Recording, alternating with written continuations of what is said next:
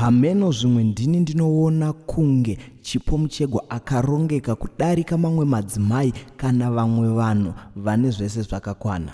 Ndipo paya patinozotaura kuti disability is not inability. Izvi ndinozvitaura mushure mekunge tashanyirawo Chipo Muchegwa taenda kumba kwavo tanoona mabasa aanobata semunhukadzi. Tasvikira musikana tikaonawo basa raanobata achiita. Anoshainisawo mumba, anobikira nekugezesa mwana wake, kupinda mugadheni achitodiridzwa nehosepipe sezvinoita vamwe vanhu.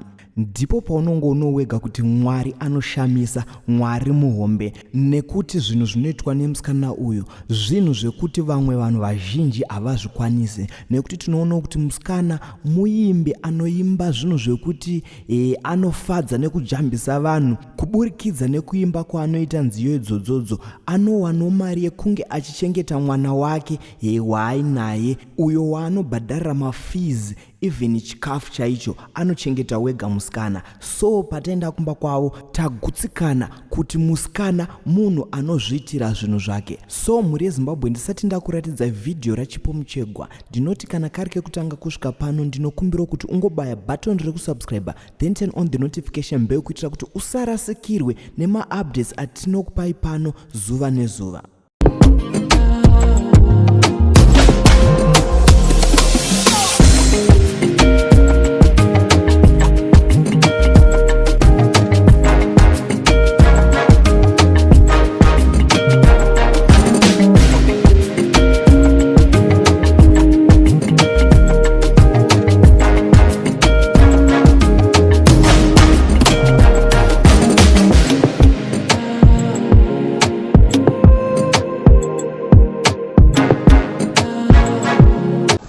Hey guys, muri sei zvenyu?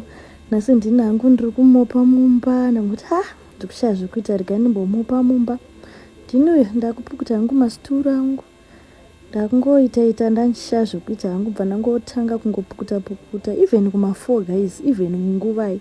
Chingopukuta mumba mako so that mungoluka. Hauzive pano time inosvika vaenzi. Vaenzi vanongosvika ka anytime.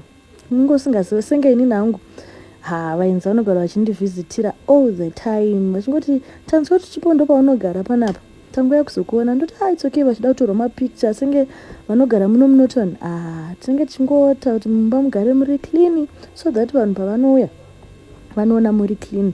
Ndinangu ndiri pukuta zvese mumba munofanira kugara makachena.